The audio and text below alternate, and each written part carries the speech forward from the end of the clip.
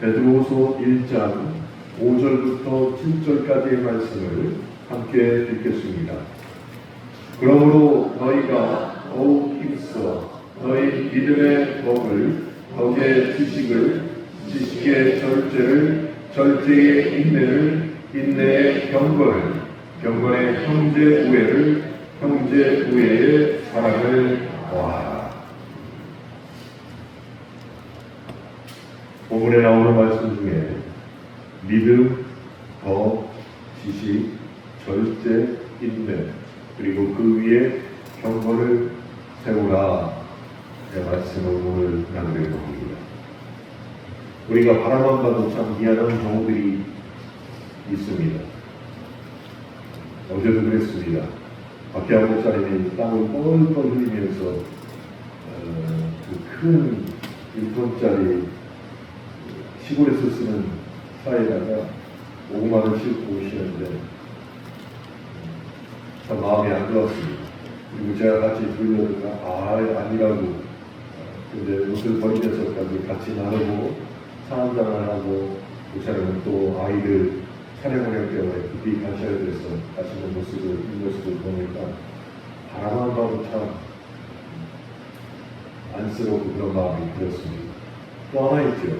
저희 가족들끼리 TV를 보다가 소뚜껑 닭볶음탕이라고 아세요? 소뚜껑을 이렇게 세워줬는데 소뚜껑을 거꾸로 해가지고 밑에다 장작을 떼가지고 닭볶음탕을 만드는데 8만 원입니다. 저런 게 있구나라는 가족들이 생각했는데 저는 다녀왔습니다. 현충원 옆에 가면 수피아라는 식당이 있는데 거기서 소뚜껑 삼겹살이 닭볶음탕을 해요. 근데 밖에서 조리하는데 이 더운데 장작불로 40분 동안 그 안에서 떠나지 못하고 불을 계속 조절을 합니다.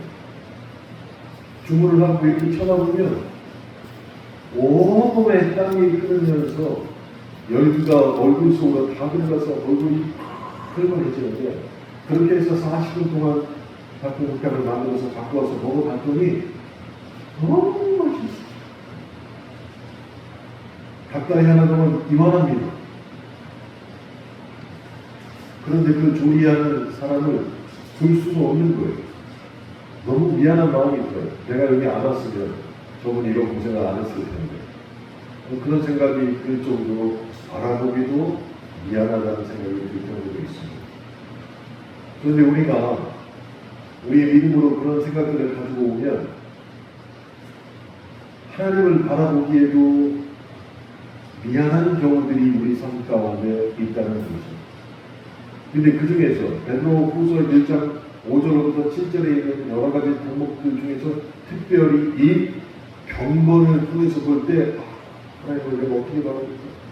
내 삶을 바라보면서 하나님을 이렇게 보면 나는 바라보지도 못할 것 같다라는 죄책감이 들 경우가 많이 있다는 것이에요.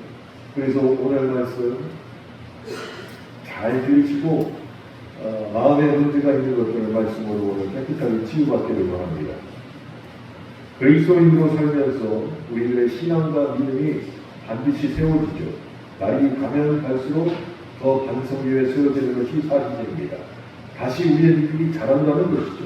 그런데 그렇게 신앙이 세워지고 믿음이 자라게 되면 공통적으로 주목하고 바라보는 것들이 그리스도인들에게는 반드시 있게 된다는 것이에요.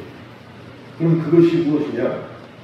인간의 궁극적인 목표가 행복이나 건강이 아니라 성경은 분명하게 경건이라고 말하고 있다는 것을 깨닫게 된다는 것이죠. 하나님 앞에 섰을 때 하나님 행복하게 해주시옵소서, 하나님 나에게 건강을 주시옵소서. 이게 좋은 말이고 좋은 기도입니다. 그러나 성경이 우리에게 말하는 인간의 삶의 가장 궁극적인 목표가 무엇이냐? 경건하라는 것이죠. 지난 주일까지 우리는 믿음의 덕의 지식을, 그리고 지식의 절제의 인내에 대해서 하나님의 말씀을 보았습니다. 그래서 오늘은 가슴이 찔리지만 그 위에 인내 위에 경건을 어떻게 세워야 되는가에 대해서 말씀을 드리도록 하겠습니다. 자, 인내에게 경건을 세우지 않으면 어떤 일이 벌어질까요? 글쎄요. 말씀을 통해서 저와 여러분을 깨닫기를 원합니다. 그러면 먼저 경건은 무엇일까요? 경건에 대해서 많은 정의가 있습니다. 그런데 우리 마음에 화살촉처럼 다가와서 바뀌는 두 가지의 정의가 있습니다. 첫째는 아무도 보는 사람이 없을 때 내 모습이 경건이라는 것입니다. 아무도 보는 사람이 없을 때 나의 모습. 두 번째는 호남대우, 즉 하나님 앞에서 있는 내 모습이 경건이라는 것입니다. 이 두 개를 합치면 뭐죠? 하나님 앞에 서 있으면서 사람은 아무도 볼 수 없을 때 나의 모습이 나의 경건이 된다는 것입니다.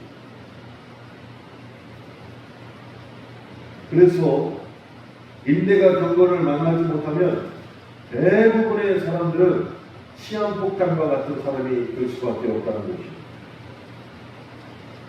여러분, 어떤 사람이 참을 만큼 참았는데 터질 만한데 터지지 않고 오히려 그 사람과 조심스럽게 대화를 나눠보면 이 사람이 경건하기까지 하다라는 감동을 받는 경우가 있지요.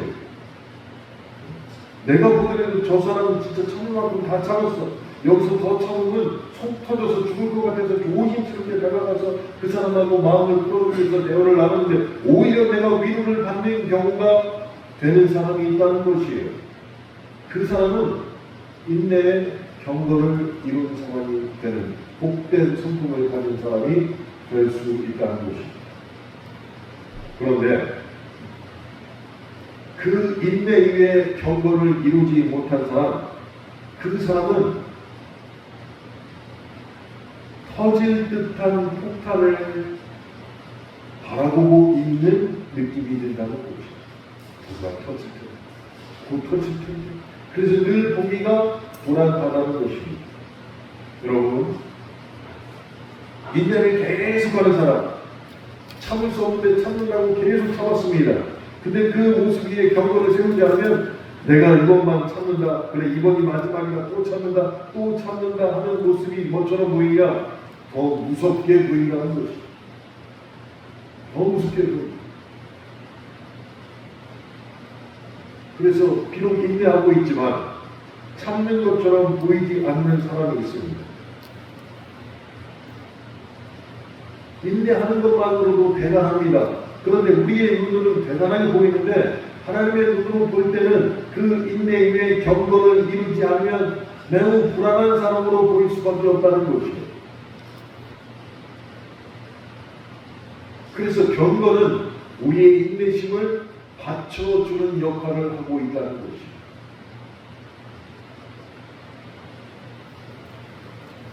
제가 오늘 교회 오기 전에 유튜브를 봤는데 골프장에서 일하는 팬분이 한 분 나와서 이렇게 인터뷰를 하더라고요. 제발 머리에 올리고 오는 골퍼분들, 처음으로 골프장에 가보시는 분이에요. 연습장에서만 연습하고 처음으로 골프장에 가보는 사람들이에요. 제발 아침 시간에 나오지 말라고 부탁을 하는 거예요. 그래서 아니 아무 때나 가면 되지 왜 저런 부탁을 하나? 라고 뒤를 봤더니 아침 시간에 나오는 머리 올리러 오시는 골퍼분들은 그분 때문에 7분 간격으로 계속 뒷담으로 이어지는 사람들이 진행이 지연된다는 거죠. 자, 파4면은 4번에 올려서 아무리 못해도 8번에 끝내야 되는데 머리 올리러 가신 분은 8번에 올리지도 못합니다. 그럼 오케이 받고 퍼터를 해봐서 9번, 10번, 여러 번도 친다는 거예요.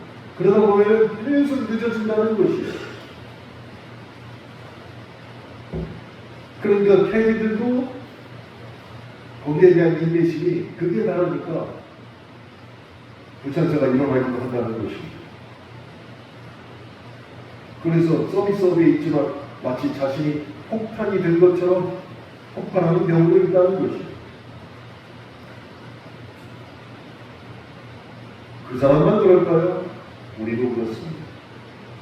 누군가 나를 건드렸을 때 조금도 참지 못하고 화를 내는 사람이 있습니다. 요만큼도 참지 못하고 나를 건드리면 바로 폭발하는 사람이 있습니다. 이런 사람은 최명남 목사의 말을 들으면 지뢰와 같은 사람입니다. 지뢰. 건드리지 않으면 안 터져, 지뢰. 근데 누군가 밟기만 하면 터져버리는 게 지뢰예요. 그래서 지뢰는 결코 참는 폭탄이 아닙니다. 누가 와서 밟기만 하면 바로 터져버립니다. 사람 중에 지뢰와 같은 사람이 있다는 것입니다. 고백 한번 해봅시다. 여기서 들은 얘기를 밖에 나가서 절대 안 한다는 약속을 하고 나는 지뢰와 같은 성격의 사람입니다. 다행스럽습니다. 아무도 없습니다. 얼마나 다행이죠. 이 지뢰와 같은 사람은 조금만 말 실수를 해도 그 자리에서 확 터져버립니다. 별거 아닌 것 같은데 화부터 막 내는 것이 왜 그러냐고. 네가 나를 건드렸잖냐 라는 말로 시작해서 바로 터져버립니다. 두 번째 사람은 시험폭탄과 같은 사람입니다. 지뢰보다는 나은 사람입니다. 참는데 조금은 참아요. 그런데 시간이 정해져 있습니다. 참는 시간이 정해져 있다는 것이죠. 그래서 참을 만큼 참고 그 성품의 용량을 초과하게 되면 여지없이 터져버리는데 지뢰보다 더 큰 폭발력을 발휘하게 됩니다. 그래서 직장이나 집이나 교회를 발칵 뒤집어 놓는 사람이 지뢰 같은 사람이 아니라 시험폭탄과 같은 사람. 갑자기 터져버립니다.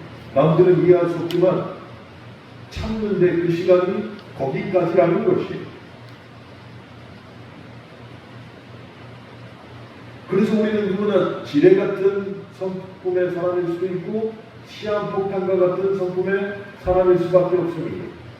그런데 이것을 어떻게 조절해야 되는 것이? 그것은 바로 우리의 인내가 경건을 만나야 한다는 것입니다. 우리의 인내가 경건을 만나면 어떤 일이 벌어지냐면 터질 줄 알았는데 안 터지게 된다는 것입니다. 경건이 인내를 감싸면 터질 줄 알았는데 안 터지게 된다는 것입니다.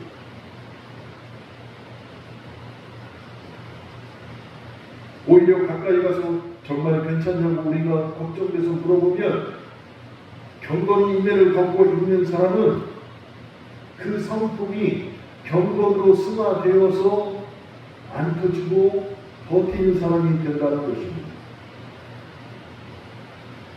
물론 참을 수 없는 일이 내 인생에 일어나지요. 참지 못합니다. 반드시 터져야지 속이 후련해집니다. 그런데 그런 모든 상황을 호랑대고 하나님 앞에 서서 그것을 은혜롭게 해석하는 방법을 깨닫게 된다는 것이죠. 무조건 참는 게 아니에요. 참을 수 없는 일이 다가오지만 그것을 뭐라고 했습니까? 하나님 앞에 쓴 호랑대오로 그 상황을 해석하게 된다는 것이죠. 그래서 남들은 다 터진다 할지라도 터지지 아니하고 오히려 더 깊은 믿음의 고백을 하고 생각지도 못한 간증을 하는 사람이 된다는 것입니다. 여러분, 교회차를 운전하면 어떤 장점이 있는지 아세요?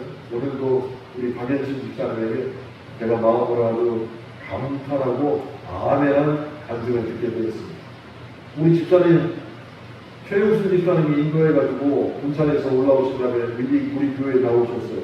정말 오래되셨죠. 근데 믿음이 약할 때는 예배 시간에 감사한 분들이 아이고 감사한 분을 왜 드려? 헌금 내는 것도 아무거 죽었는데 거기다가 감사한 분을 드리면 내 형편을 생각하고 감사할 게 뭐가 있어? 아유 헌금이 아까웠다니. 근데 어느 날 하나님이 마음속에 음성으로 들려주시고 야 공기 있잖냐, 공기. 네가 만들어 내가 공기를 줬잖아. 그것만으로도 감사. 그래서 깨닫게 되셨다. 그래서 그때부터 감사헌금을 하셨다는 거예요. 깨달음이 오면 변하게 됩니다. 그래도요, 목사님 참고 있는데 이걸 어떻게 안 터뜨립니까? 그러다 나 죽어요. 그런데 그걸 어떻게 해석하라고? 소라는 배우. 하나님 앞에서 그 상황을 은혜로 해석하는 법을 깨닫게 되면 변한다는 것이.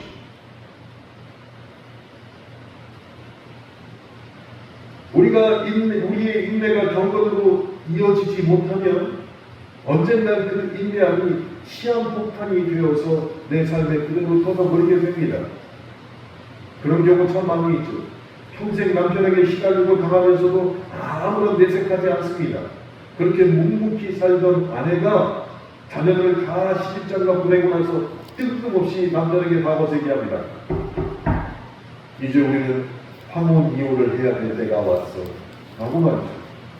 아니 평생 잘 참았는데 나이도 그만큼 들었는데 갑자기 아내가 와서 그러는 거예요. 나 참을 만큼 참았다. 애들 다 시집장가 보냈으니까 이제 우리는 헤어져야 된다. 이제 힘이 다 빠진 남편들이 그런 일을 당한다는 것이에요. 그래서 도대체 왜 그러냐? 너 때문에 내가 평생을 참아왔다. 네가 힘 빠질 때까지 내가 참고 참았는데 힘이 빠진 걸 확인했으니 우리는 이혼해야 된다 라고 말하는 것이죠. 그때 그 아내가 지금까지 살았던 수많은 세월의 인내가 성경이 말하는 인내가 아니고 얼마나 무서운 인내가 되어야 하는 것이. 정말로 무서운 것. 평생 가정과 직장밖에 모르고 묵묵히 일하던 성실한 남편이 50대에 접어들면서 갑자기 아내와 아이들을 두고 산으로 들어가서 자연인으로 살아가는 사람들이 우리나라 사회에 얼마나 많이 있습니까? TV만 틀면 자연인이라고 나오는 사람들이 다 부인이 있고 자식들이 있어요. 근데 산에 가서 혼자 산다는 것이 왜 그럴까요? 그리고 또 많은 국민들이 재밌다고 그걸 봅니다. 그리고 그 사람 아내하고 자녀들을 속 터지게 바라볼 텐데 먼저는 자녀들 산에 올라가서 삽니다. 평범하게 직장했던 생활을 했던 사람이 근데 나 죽겠다 하고 산에 가서 혼자 살아요. 왜 그러냐는 것이. 나도 니네 벌어 먹이느라고 참을 만큼 참았다. 또 역시 무서운 인내라는 것이. 예수님의 성품을 닮아서 늘 경건하고 온화하고 말씀을 힘있게 전하던 목사님들이 갑자기 모든 사역을 내려놓고 나 내일부터 모지 선교사로 떠납니다. 강단에서 갑자기 말씀하시는 목사님들이 있습니다. 왜 그럴까요? 자기 연대라고 생각하고 잘 키우는데 그분의 마음도 먹었어요. 나도 참을 만큼 참았다. 그래서 미리 얘기하면 못 가게 하고 그러니까 비행기를 다 끊어놓고 나 이번 주에 떠납니다. 그렇게 가시는 분들이 있어요. 대전에 중앙교회도 그랬습니다. 목사님이 설교하다가 갑자기 얘기했어요. 내일 모레 저 떠납니다. 그리고 바로 가셨습니다. 그래도 그 교회는 지금까지 너무너무 문제가 있어요. 목사님 청빙에 갔다가 2년 만에 목사님 쫓아내고 그래서 지금은 담임 목사도 없습니다. 설교 목사를 데려다가 한 번 설교할 때마다 30만 원 주고 보냅니다.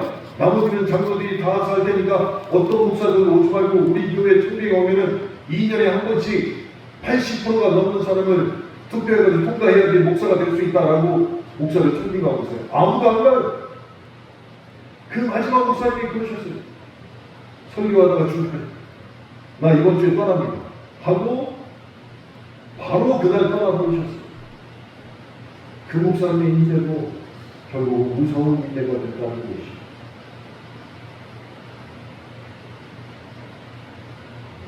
왜 이처럼 안타까운 일들이 일어나고 있을까요? 겉으로는 최선을 다해서 인내해왔지만 속에는 그 인내를 붙잡아 줄 경건이라는 능력이 부재했기 때문입니다. 내 안에 어려운 상황을 이겨내고 버텨줄 탄력성이 없어졌다는 것이. 여러분 고무줄이 늘어나다가 한순간에 딱 끊어지는 경우가 있지요. 왜 그럴까요? 고무줄이 탄력성을 잃어버리면 끊어져 버립니다. 아무리 땡겨나 끊어보면 다시 원줄 딱 돌아가는 걸 고무줄이어야 됩니다. 근데 그 고무줄이 탄력성을 잊어버리면 땡겨놨다가 끊어져 버린다는 것이에요. 근데 그 탄력성이 성경에서 뭐라고 얘기하느냐? 경건이라는 것이에요. 경건.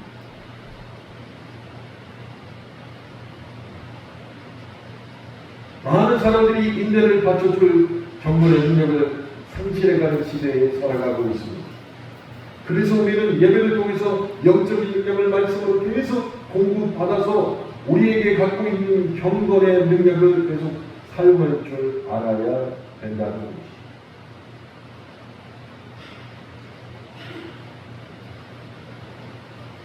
어디까지 경건해야 돼요? 저희 주차장을 평일에 이용하는 사람들이 경건한 사람이 있고 경건하지 못한 사람이 있습니다. 영화 앞집에 저쪽 길가에 사시는 카니발을 새로 뽑으신 분이 있어요. 새 차를 샀으면 얼마나 비추가 있어요. 그래가지고 그분이랑 내가 잠깐 얘기를 했는데 도저히 밖에다 못 세워준다는 거예요. 자기 차는 이 새 차를 어떻게 밖에다 세우는지. 그래가지고 찾아봤는데 가장 안전한 데가 우리 교회 주차장이에요. 그래서 막 여기다 갖다 놨어요. 그것도 저 안에다가 보겠다는데 정확하게 가운데다 갖다 놨어요. 다른 차들이 들어가다가 안에까지 못 들어가니까 그 뒤에다 세워놔요. 저도 그랬어요. 그 뒤에다 세워놨습니다. 교회에서 한참 설교를 준비하는데 전화가 왔습니다. 옥계침례교회라고 우리 차를 안 써 있습니다. 전화도 왔어요. 차를 좀 빼주셔야겠습니다. 누구십니까? 그랬더니 나 여기 주차장을 사용하는 사람인데 차를 빨리 빼시고. 그러시면 제가 지금 나가겠다. 그래서 나갔습니다. 근데 남편은 저랑 얼굴을 봤으니까 제가 목사님을 하니까 이제 이렇게 하는데 부인이 저를 처음 봤어요. 빨리빨리 나오셔야죠. 그래가지고 그 얘기 듣자마자 그러세요 하고 나 사무실에 다시 들어왔어. 그래서 이렇게 가다가 빨리빨리 나오셔야죠. 급한데 그러세요 하고 사무실에 들어왔어. 그러니까 이 남편이 올라가지고 막 제 사무실에서는 주차장에 하는 애가 같은 사람 야이 전화도 못하고 교회를 찾느라고 죄송합니다. 한 말도 안 하고 차를 빼고 있어요. 그리고 나서 3일이 지났는데 차를 안 빼고 있어요. 자, 그 사람은 굉장히 남자 운전하는 사람은 차 댈 때마다 꼭 제가 교회 있는 걸 알고 와가지고 목사님으로 차를 내도 되겠습니까? 그러시라고. 근데 주일날에 그러시면 안 된다고. 알겠습니다. 근데 그 여자분은 저를 처음 봤어요. 굉장히 빨리 나왔거든요. 근데 더 빨리 나와서 차를 빼야지 뭐 하는 것이냐고.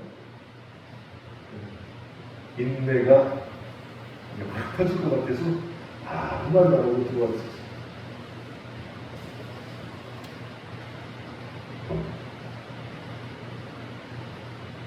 여러분, 믿었던 사람이, 경건했던 사람이, 누가 그들에도 믿음이 좋았던 사람이 충격적인 일을 했다는 소식을 우리 자주 듣게 되지.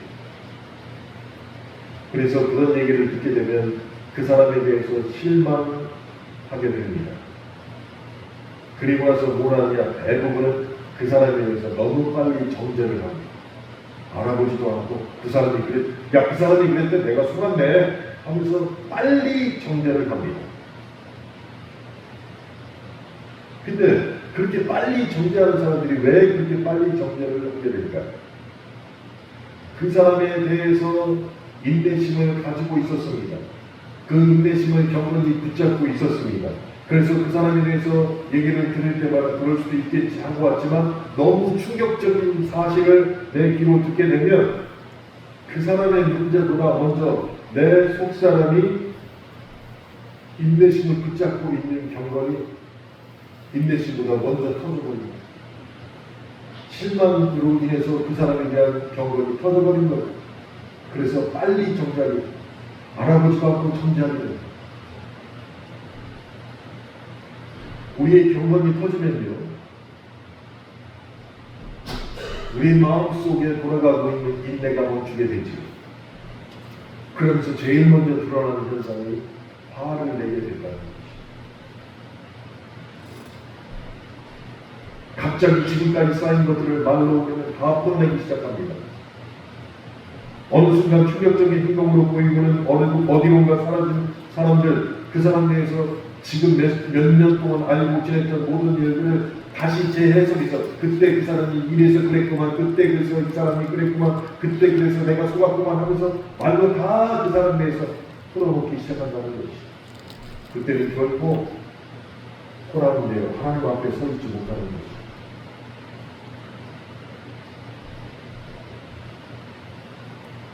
그래서 우리가 그 일에 주의해야 됩니다. 왜 그러냐면 직분 때문에, 역할 때문에 경건의 모양을 지키다가 충격적 일을 받게 되면 더 이상 경건의 모양을 지키지 못하는 경우가 있다는 것이죠. 그래서 그때 정말 조심해야 됩니다. 잘 참던 사람이 폭발하면 그 사람에게 실망할 것이 아니라 내 마음속의 공장, 즉 경건을 유지하고 만들어내는 공장이 고장났다라고 먼저 내가 깨달아야 되는 것이죠. 그때도 침묵하고 상황을 알아볼 때까지 내가 침묵하고 있어야 됩니다. 그 얘기를 듣자마자 모든 일을 재해석하기 시작하면 1시간, 2시간, 3시간이 금방 간다는 거죠.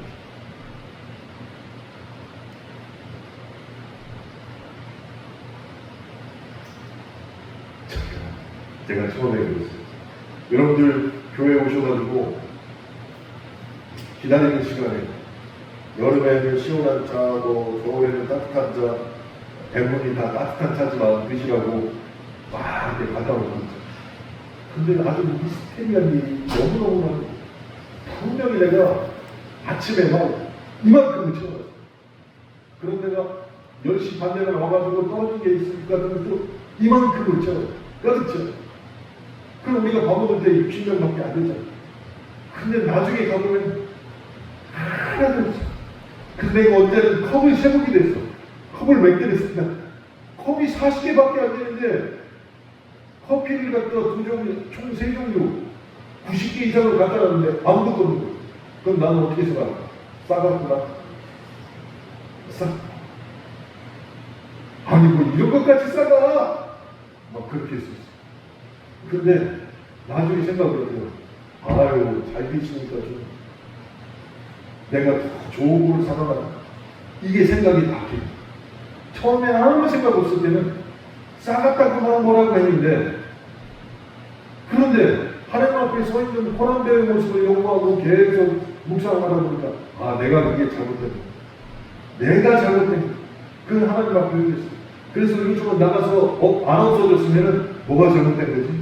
더 좋은 걸 사다 놔야 돼? 이렇게 생각이 바뀌는 거예요. 제가 솔직하게 고백합니다.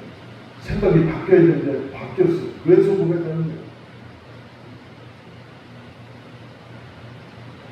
제가 저희 집에 가면 어머님한테 계속 막 놀린 게 있었어요. 아니 교회에다가 컵을 사다 놨는데 그 컵이 본인 댁에 이거 어디서 났어요? 어디서 났냐고? 그럼 아무 말씀 안 해.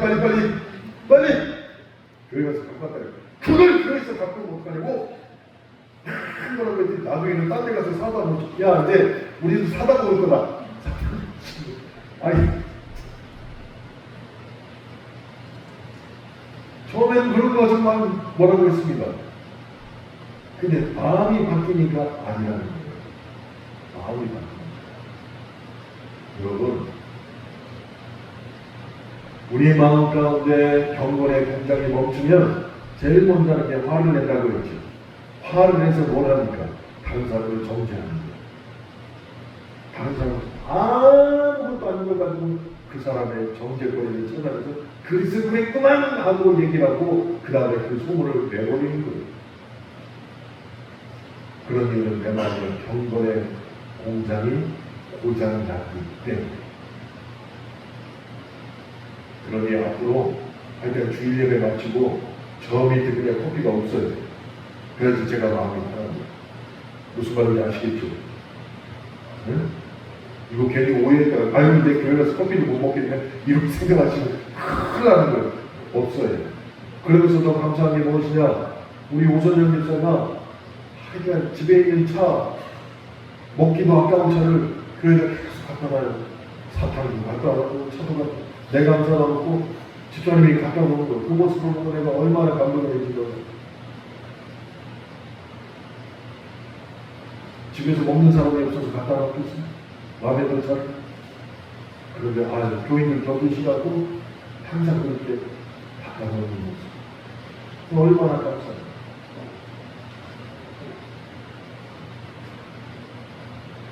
그래서 내 마음의 경건의 공장이 절대 고장나게 해서는 안 됩니다. 그것이 고장나는 순간 다른 사람을 정죄하려고 있어요. 다른 사람. 여러분, 내 마음의 공장이 고장나는데 어떻게 우리가 공경을 유지할 수 있겠습니까? 예를 들어볼까요? TV가 안 나와요. 제일 먼저 고장센터에 전화하면 그 사람이 상담하는 사람이 뭐라고 합니까? 플러그는 꽂혀있나요? 그 정도. 왜? 그런 사람이 많다는 거예요. 플러그도 안 꽂고 TV 안 나온다고 막 전화해가지고 까부는 사람이 있어요. 제일 먼저 플러그를 꽂아야 돼요. 플러그를 꽂지 않는 TV를 아무리 세게 때려도 TV는 나오지 않아요. 마찬가지로 하나님에 대해서 경건하지 못한 사람, 그 사람은 하나님께 꽂혀 있어야 될 플러그가 빠진 사람이 되었다는 것입니다. 그러니까 하나님의 능력이 그 사람에게 공급되지 않습니다. 그래서 갑자기 딴 사람처럼 변해서 참지 못하고 울고 불고하고 도망가고 잠적하고 뛰어내리겠다고까지 말하게 된다는 것이에요. 왜? 마음의 경건의 공장이 고장났기 때문에. 그 고장난 이유 중에 첫 번째가 뭐냐? 하나님께 꽂혀 있어야 될 플러그가 빠져 있기 때문에. 그래서 하나님과의 관계를 회복하고 영적 플러그를 하나님께 다시 꽂아야지만 하나님이 주시는 능력을 내가 마음에 받아서 내 마음의 경건의 공장이 다시 돌아갈 수 있게 된다는 것입니다. 그 사역을 온전히 감당할 수 있는 사람이 믿음의 외주 내강의 사람이 된다는 것입니다. 오늘 우리 화요일 집사람이 결혼식이 서울에 있어서 만렙에 참석하지 못하고 갔다 오셨습니다. 그래서 아이고 우리 집사님 그 먼 곳까지 또 어떻게 갔다 왔다. 제가 어제 판교를 갔다 와서 알잖아요.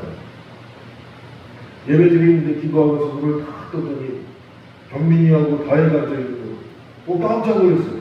아니 친척 결혼식에 같이 가야 될 텐데 경민이하고 다혜가 앉아있어서 내가 나가서 물어봤어요. 야 니네는 왜 안 가냐. 그 언제 대답을 못해. 그 제 마음속에 못 일어났구나. 못 일어났다. 근데 그렇게 얘기하면 애가 상처를 받을까 그랬어. 네가 예배를 중시하고 말씀을 듣게 해서 왔구나. 그랬더니 멋쩍 웃어서 예 그러는 거예요. 아닌 것 같은데 예 그러는 거예요. 얼마나 이뻤는지 모르겠어요.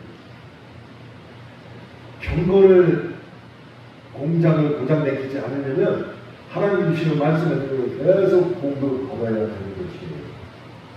그래서 예배 빠진 힘으로 참석하라는 거고, 그래서 우리가 오후 예배를 그걸 드린다는 거예요. 제발 예배에 빠지지 말아라.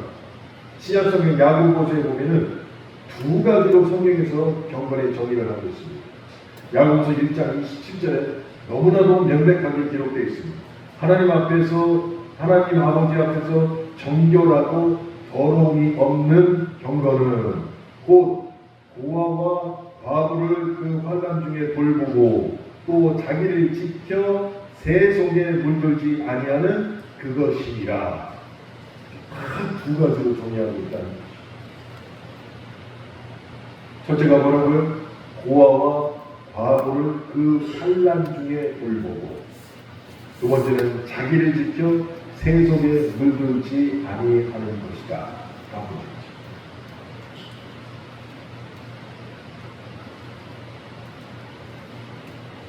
첫 번째, 고아와 과부를 환난 중에 지키는 경건은 보이는 경건입니다.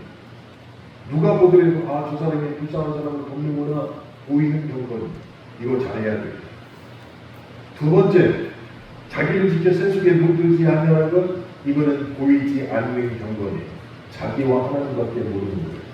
근데 성경은 어떤 것이 더 중요하다고 말하지 않아요. 둘 다 중요한 경건이다라고 말하고 있는 것이에요. 여러분, 불쌍한 사람을 보면 그냥 잊지 못하고 열심히 돕고, 또 불의를 보면 가만히 있지 못하고 정의의 사자로 나서고 보육원이나 요양을 내 집처럼 들어주면서 봉사하고 구제 사역에 많은 시간을 헌신해서 섬긴다고 해도, 보이는 경건을 아무리 잘한다고 할지라도 자기를 지켜 세속에 물지 않는 경건이 내 마음속에 없으면 그것은 경건이 아니라고 성경은 말하고 있다는 것입니다.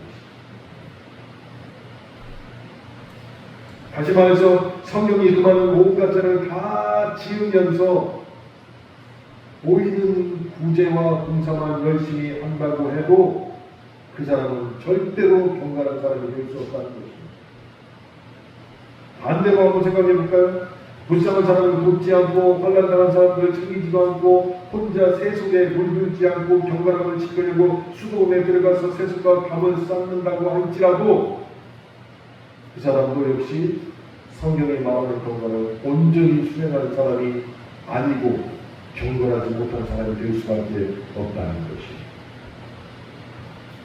그러니 너무나도 자명합니다. 성경이 말하고 있는 경건은 두 가지를 다 수행해야 한다는 것이에요. 고아와 과거를 그 환난 중에 돌보고 또 자기를 지켜 세속에 물들지 아니하는 것, 이 두 가지를 온전히 수행해야 한다는 것이에요. 그래서 우리의 믿음이 외유내강의 믿음이 되어야 한다는 것입니다. 그런데 때로는 우리 그리스도인들이 이중적인 모습으로 살아가고 있다는 것을 분명할 수 없다는 것입니다. 마치 회사에서 화상 미팅을 할 때 와이셔츠와 넥타이, 양복 상의는 다 갖추고 화상에는 그렇게만 딱 나옵니다. 근데 하의는 그냥 반스만 입고 있습니다. 왜? 밑에는 보이지 않습니다. 화면으로 보는 사람은 이 사람은 집에서도 다 저렇게 갇혀 입고 있구나 라고 생각할 수밖에 없습니다. 근데 밑에는 아니라는 것이에요. 그리스도의 모습이 마치 그런 화상 행위에 나오는 사람처럼 이중적인 생활을 할 때가 있다는 것입니다.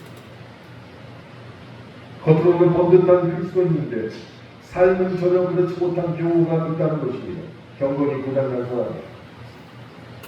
보이지 않는 곳에서는 온갖 죄를 다 지으면서 보이는 곳에서는 가장 경건한 사람처럼 행동하는 모습의 사람들은 속을 수가 있습니다. 그런데 중요한 것은 하나님은 속지 아니하신다는 것입니다. 하나님은 속일 수가 없습니다. 그래서 참된 경건은, 성경이 말하는 참된 경건은 사람 앞에 보이는 경건이 아니라 하나님 앞에서의 경건, 하나님 앞에서의 코란데오 경건을 말하고 있다는 것입니다.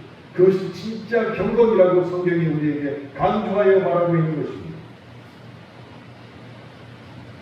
그러니 저와 여러분은 하나님이 인정하시는 참된 경건의 모습을 가져야 한다는 것입니다. 사람의 눈으로 볼 수 있는 겉으로의 인간의 모습을 우리는 행하고 있습니다. 누가 보더라도 저 사람은 참된 그리스도인이다 라는 말을 들을 수도 있습니다. 그런데 하나님의 눈에만 보이는 속마음에는 미움과 증오가 부글부글 끓고 있다면 그 사람은 결코 하나님 앞에서 경건한 사람이 될 수 없다는 것입니다.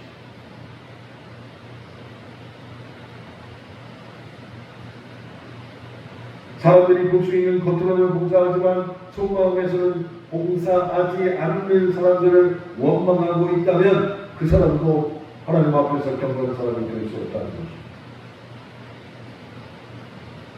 사람들이 보는 것으로는 불쌍한 사람을 돕고 있지만 속마음으로는 그들을 하찮게 보는 삶을 살고 있다면, 그들을 그렇게 판단하고 있다면 결코 경건한 사람이 될 수 없다는 것입니다.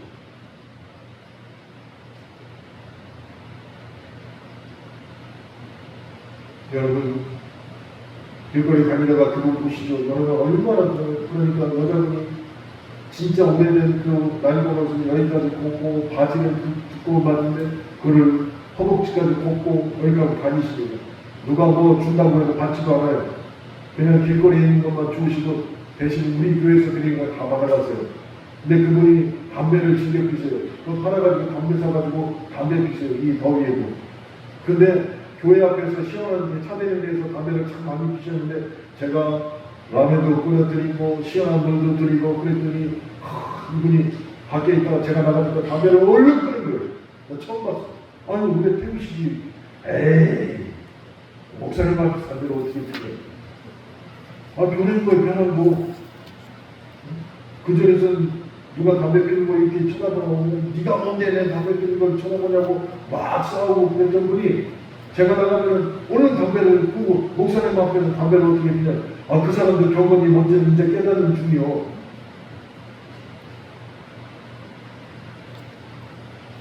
그걸 어떻게 깨달을까요? 성경은 과거와 고아라고 얘기하고 있지만 사실은 모든 불쌍한 사람입니다. 과거와 고아가 불쌍한 사람의 대명사처럼 성경에 쓰입니다. 그러니 불쌍한 사람을 돌보는 것이 경건이고 자기를 지켜 새 속에 물들지 않게 하는 것이 경건이다. 말하지 않았지만 계속 선대하니까 경건이 뭐라는 것을 어렴풋이 알게 되는 것이. 알게 됩니다. 이것이 왜 중요하냐? 사람은 한 가지의 경건밖에 보지 못합니다. 겉으로 드러난 경건밖에 보지 못합니다. 근데 하나님은 두 가지의 경건을 다 주목하여 보시기에 중요하다는 것입니다.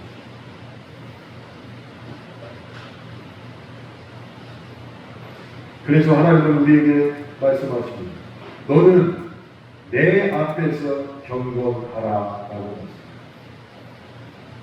두 가지를 다 지켜야 한다는 것입니다. 두 가지. 사랑하는 성도 여러분, 하나님은 긍휼하시고 자비하십니다. 네, 그렇습니다. 그런데 하나님의 눈은 너무나 무섭다는 것이죠. 너무나 정확하다는 것입니다. 아무도 보는 사람이 없어도 하나님의 눈이 너무나도 제일 무서운 눈이 되는 것이죠. 제가 신학교 강사로 근무할 때 학교 강사 문제로 서울 총회에 가기 위해서 대전역에 갔습니다. 주차를 하기 위해서 차를 주차하기 위해서 했는데 그 주차구역 가운데 검은색 물체가 보이는데 차를 내리고 가서 보니까 이만한 지갑이 있는데 현금이 가득 찬 지갑이었어요. 기차 시간은 가까우고 제 손에는 현금이 가득 찬 지갑이 들려 있었습니다. 제 마음속에 가지고 갈까? 시간이 다 되는데 지구대에 갖다 줄까? 그러다가 기차 시간에 늦으면 어떻게 되지? 그냥 제자리에 두고 갈까? 그랬다가는 엉뚱한 사람이 가져갈 수도 있는데 현금이 너무 많으네. 그랬다가 지구대에 맡기로 결정하고 대전역 옆에 있는 지구대로 얼른 갔습니다. 그래서 사정을 말씀드리고 이 지갑을 저기서 주셨는데 주인 찾아주세요 하고 저는 기차 시간에 대해서 나가려고 경찰이 와가지고 내 팔뚝을 딱 잡고 못 가게 하는 거예요. 왜 나를 못 가게 합니까? 혹시 이런 말투였어요. 혹시 현금을 일부 빼돌리지 않았는지 CCTV로 확인을 해야 합니다. 아니, 현금을 찾아주려고 지구대에 갖다 줬더니 그 지갑에서 현금을 혹시 일부를 빼돌렸는지 CCTV로 다 확인을 해야 된다는 거죠.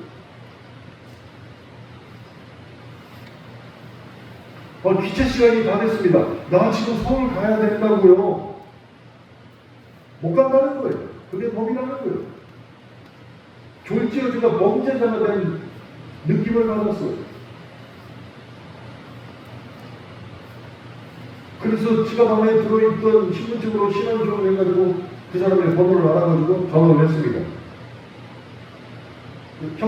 현금이 얼마 들어있습니까?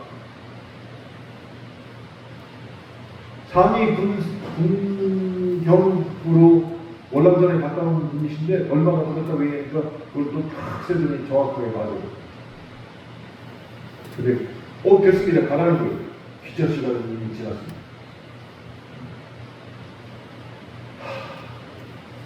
머리 끝까지 화가 만약 그분이 잘못 생각해가지고 그분이 불러준 금액하고 지갑에 있는 금액이 차이가 나면 내가 범죄자가 됩니다. 다른 사람을 도와주는 데다가 범죄자가 됩니다. 그리고 두 번째 기분 나빴던 건 경찰의 목소리가 너무 기분이 나빴어요. 그냥 나를 범죄자로 감정하고 그렇게 얘기합니다. 그리고 기차 시간이 지났는데 아무런 보상도 없이 가라는 거예요. 아니, 표를 구할 수가 있어야니까. 그 이유로 어떡할까? 나가면 제 친구가 대전 중부경찰서 형사과장이야. 전화를 했어. 야! 너 어디요? 걔도 목사님한테 너 어디요? 너 사무실이지? 빨리 들어와. 야, 너 어디로 가? 야, 너희 친구들이야. 대전에 가는 친구. 빨리 안 와? 너 빨리 와. 근데 정말 7분 만에 온 거예요. 중부 경찰서에서. 그래 와가지고 목사님 아들이 내 깡패처럼 생겼어요. 근데 형사가 된 거예요. 그때 형사까지. 그래 뭐야 무슨 일? 야, 내가 목사라고 얘기했는데 믿지도 않고 기차 시간 지났는데 아무런 조치도 안 한다. 너 이거 해결해. 너 이게 해결 안 하고 제 친구니까 편하게 말하고. 그때 가서 어떻게 된 거예요? 이렇게 돼. 그 옆에 TMO라고 했어. TM. 군인들이 타는 거였어. 가더니 TMO를 끊어가지고. 서울을 내가 끊었던 기차표로 가면 52분, 53분, 서울 2시간 반 동안 기차 타고 가야 돼. 이거 미친 거 아니냐고. 이거 미친 거 아니야? 그래도 저는 어쩔 수 없이 제 차를 끌고 갔어요. 그리고 나서 갔다 온 모든 기름 다시는 거 통행이라고 해가지고 너 경찰이지? 네가 계산해? 그래서 걔한테 다 받았어. 걔한테 다 받았어. 같은 경찰이 잘못하니까 네가 계산해. 알았어. 하면 주더라고. 여러분, 세상 갈 때도 CCTV라는 눈이 있어요. 그래서 내가 조금 전에 한 일을 정확하게 녹화했다가 정확하게 분석을 해서 내가 범죄가 있는가 없는가를 밝혀내고 있습니다. 세상도 벌써 그런 과학시대에 살고 있습니다. 그런데 하나님의 눈은 CCTV보다 더 정확하십니다. 저를 보고 계시는 하나님의 눈이 너 잘했다. 그것으로 충분하다 말씀하시면 보이는 경험과 보이지 않는 경험을 내가 잘했기에 주님이 그렇게 말씀하십니다. 그럼 우리 모두가 너 잘했다 라는 말을 드려야 되지 않겠습니까? 우리의 인내가 정말 참지 못하는 것을 한 번 더 섞는 게 인내라고 지난주에 말씀드렸습니다. 우리의 인내가 정말 하나님 보기에 너 잘했다 라는 칭찬을 하려면 경건히 우리의 인내를 떠받치고 있어야 된다는 거죠. 그렇지 않으면 그냥 무서운 인내가 될 겁니다. 내가 60만 넘어가라. 너랑 내가 황혼 이혼한다. 라는 것처럼 꽉 참는 인내. 언제 터질지 모르는 인내가 될 수밖에 없다는 거죠. 그러나 하나님이 너 잘했다. 라고 말씀하시면 보이는 경건, 보이지 않는 경건 두 개가 합해져서 하나님이 칭찬하는 경건이 될 줄로 믿습니다. 이제 2주 남았습니다. 다음 주에 형제의 의에 대해서 말씀드리고 그 다음에 사랑에 대해서 말씀드리면 베드로서 1장 5절로부터 7절에 나오는 하나님께 배우는 믿음, 지식, 절제 해서 이 가지를 다 듣게 됩니다. 그런 이것을 다 들은 다음에 목사님 말 잘하네 이렇게 판단할 게 아니라 배운 것을 내 삶에 그대로 옮겨놔야 된다는 것입니다. 그래서 너 잘했다. 베드로후서 1장 5절 7절까지 나온 말씀 너의 삶에 그대로 표현하고 너 잘했다는 말씀을 듣는 저와 여러분들이 주님의 이름으로 축원합니다. 기도하시겠습니다.